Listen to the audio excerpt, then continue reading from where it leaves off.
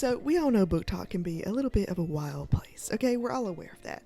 But this was the one example of when booktok slayed, okay? The recommendation slayed, okay? Because once I started this series, I became addicted. And I just have to talk about it, okay? Because I am literally absolutely in love. Today we're going to be talking about the Deep Water series by Emma Hamm. I came up with my booktok like a couple months ago, just randomly. I was looking at monster romance suggestions, and I don't remember who it was, but someone suggested this, and I wish I remember who it was because I want to go back and I want to thank them because I am absolutely just madly in love, irrevocably in love. I believe Emma Hamm self-published these, which is wild. I'm in her Patreon now, and she says actually about to come out with her first ever traditionally published book. So I'm pretty sure all of her other books are one, all the rest of them are self-published. So good for her for having such success with a self-published book. All this, I was like, oh, is this gonna be like a Little Mermaid retelling type thing? No.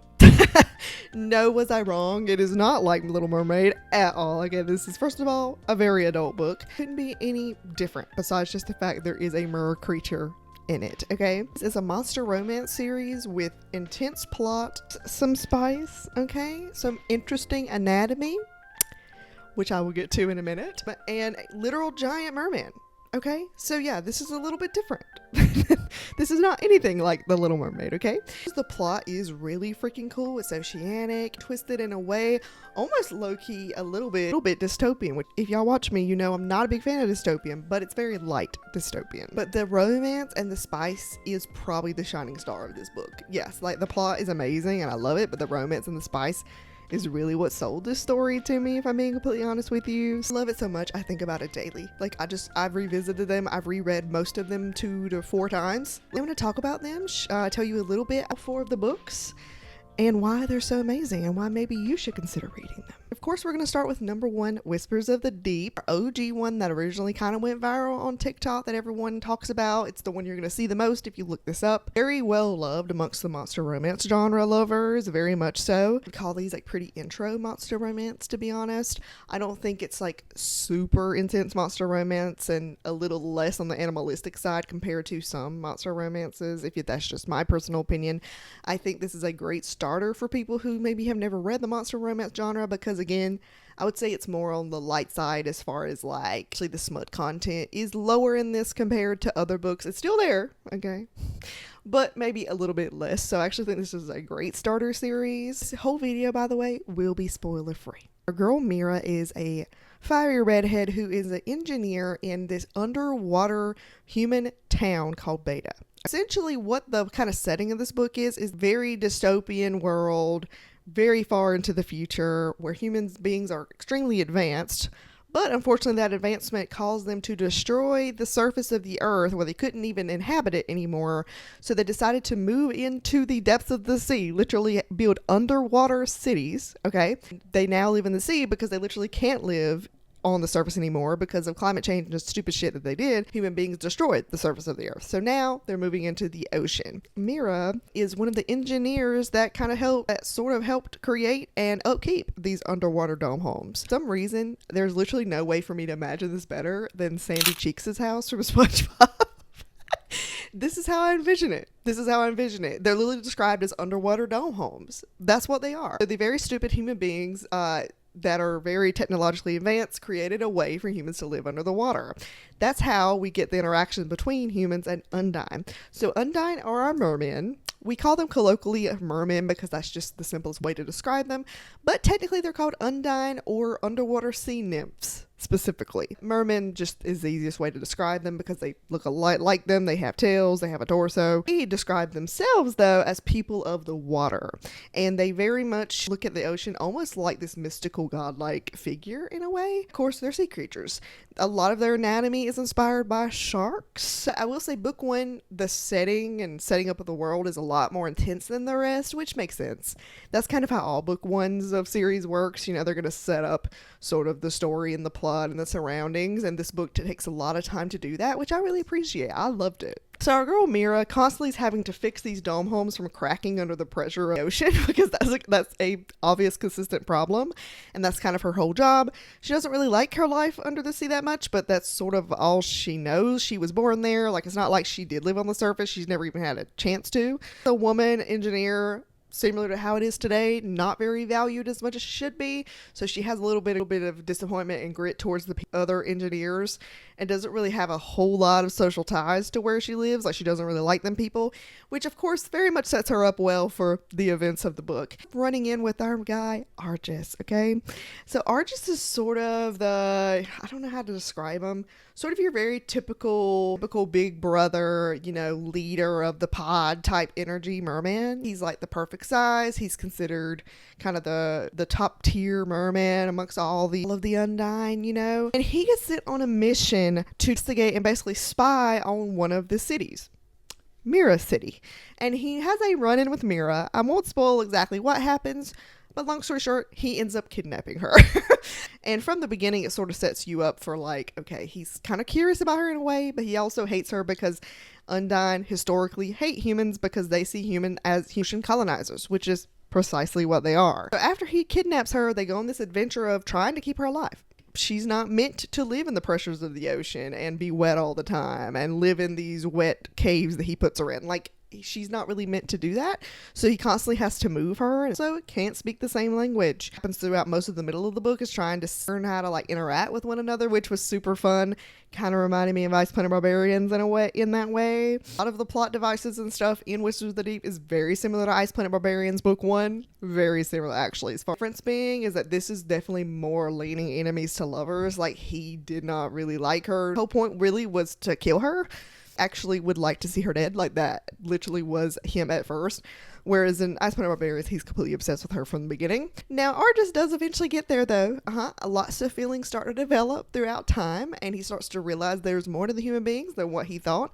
Mira kind of has the same for Argus. She doesn't realize, like, oh, like, these Undines are not just monsters. Like, human beings basically just dehumanize the people of the water, because of course they did. Start to learn things about each other that are very interesting, okay? And things start to get heated, okay? In true enemies to lovers style. Enemies to lovers, you'd probably absolutely love this because it's definitely what's going on here. Is a slow burn, so you don't get spice right away. There's some teases to it, but most of the spice in this book comes at the end. As the spice is written, though, it's 10 out of 10. For how I said he is inspired by sharks.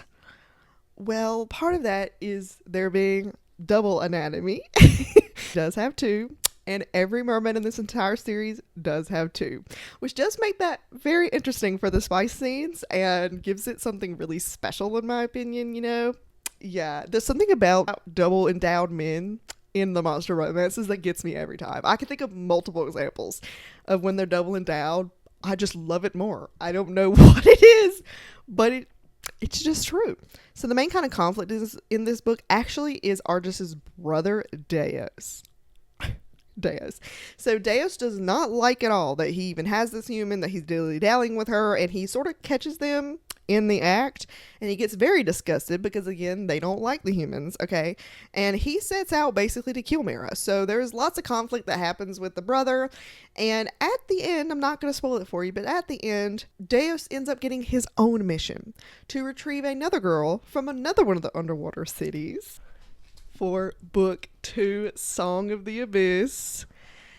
Y'all, I can't even tell you how much I adore this book. I adore this book with every fiber of my being. This is now my favorite book probably of all time. Seriously, this is how much I love this book. It is literally maybe my favorite book I've ever read. It's still adult, okay? It's still a spicy merman book, so take it as it is. But this one feels the most Disney-like out of all of them. Okay, this one is just like a fairy tale. It's so beautiful, so amazing. Ability rep, okay? Our man Deus, in the events of book 1, ends up losing an arm, physical disability at this point, and our girl Anya, our little princess Anya, okay, is hard of hearing. So, yeah, that is a very common reoccurrence in this book. It's something that'll come up many, many times. It is a main theme in the book, and I absolutely love it. When books have disability rep, I almost just always eat them up, okay? And this one, yeah, is no exception. This makes it so much better than the first one, in my opinion, even though I still love the first book. This one is so much better. One, Deus very much is the hothead. He's the villain. He's the conflict. He's the problem. Deus is literally red. Like, his colors are red, which represents his anger, because he definitely kind of has that hot streak in him. Some people say this is grumpy sunshine, that type of trope, which I can see. I'm not saying that's incorrect per se, But I feel like a better representation of him is he's really a stoic. Like, he will just take pain. Like, you just can't even believe it. He is such a warrior type to the point that, like, he just takes it all for people. Warrior and fighting for his people really is his only purpose. Like, he doesn't feel like he has a purpose besides that. He's very much of your more broody, dark type, which honestly typically is not really my type of man. I'm gonna be honest. It typically isn't. Oh, but he... I can't even tell you. Oh my god. I can't, okay? So achingly romantic. He's almost like a hurt puppy. This one is a lot more insta love, okay? It leans a lot more insta love. Whisper of the Deep was not like that. Song of the Abyss, way more like that. He saw her and basically instantly was basically in love. I mean, he didn't say it at the beginning, and he definitely is in denial. As soon as he sees her, he's pretty much absolutely in love. He flutters for her, which is something that happens in all the books, which is basically their side gills. All the mermen have side gills, and it will flutter. It will flutter for their mate. That's what it does. So he instantly flutters for her, has to retrieve this princess of other underwater cities, not the one that Mira is in, another one, okay? And the reason why they send her specifically is because they're actually trying to take her entire town down. Like, the Undyne literally want to destroy her entire city, and they think because she's the princess, they can take her and kind of lure her father, who is sort of the leader of the town, they can kind of lure him to do what they want. So he's going to kidnap her. He actually ends up going willingly. That's sort of different than how book one is. Like, she's just like, yeah, I'll go, because she hates her dad, and she also hates everyone in her city. They're very elitist, snobbish, very annoying. They never really cared about her much besides just like what she kind of looks like as a representative of the city. Like, she never really felt very understood, especially with her being hard of hearing. People aren't very accepting of that. Yeah, she's ready to go. She's like, go ahead, take me. Which honestly, I kind of loved. It was very different than book one, so it was kind of like a nice change. They didn't really have the same language barrier either for very long. But the world is a person who's hard of hearing. She has this droid robot figure that kind of sits on top of her head and has this glass over her eye that shows her all the stuff. Droid essentially is able to translate the Undyne language to her. So they don't really have quite the language barrier, because she's hard of hearing. He tries to do what he's supposed to do, which is take her and then bring her right back to Mira so they can get a plan to like set out a message to her dad that like they have her and they're not giving her back unless he cooperates with the Undyne. But he doesn't really do that. He sort of like steals her away for like a few weeks and he doesn't want to let her go. And it is just so romantic. There's this part where he brushes her hair with his claws. Oh my god. Them talking about their disabilities is just so achingly sweet. I can't even tell you how sweet it is. So I'm not going to spoil exactly what happens as far as her city and her dad, but a lot of dramatic things happen. How he is absolutely obsessed with her by the end of the book and doesn't ever want to let her go. His people, which was his whole mission, was to get her so he could use her, basically to get to the city to destroy it. But he kind of feels stuck because he's so dedicated to his people, but also feels very dedicated to her at this point and madly in love with her. Wounded puppy, little stoic Deus. Oh, he's my number one book boyfriend. Okay, my number one book boyfriend at this point. He literally has a line where he's like, I would let her just step on me until I'm in the mud of the ocean. Like, she would literally step on me. That is how much I'm obsessed with her. And that's the type of level of yearning and obsession that I need from my men. Okay? You cannot beat our daddy Deus. In our third book of this series, we have Echoes of the Tide with our man Makites. Makites is our golden retriever merman. He is brother of Deus and Argus, okay, but he's our little yellow one. He's the littlest one of them all. He's the youngest, and he's yellow, which is very, very fitting for him because he is literally such a golden retriever. Also, surprisingly, like, very much like ADHD like coded to me. It never says that, of course, but like he is. Where he's like swimming through doing something and he'll forget where he was and like why he went there. Like, I just thought that was like a really fun note that Emma put in there. Argus and Deus both were a lot more serious, broody characters. Deus was the most broody, okay, but our man Makites flips all that on his head. He is living life for the best. He is the flirt. He is the one all the women want because he's the smallest. Oh yeah, side note, all of the women Undyne like the smaller Undynes because the women Undynes are absolutely more huge and they will like eat or kill the men during the mating process. So if it's a smaller one, they kind of like that. It's very beautiful. He knows it. He's very confident.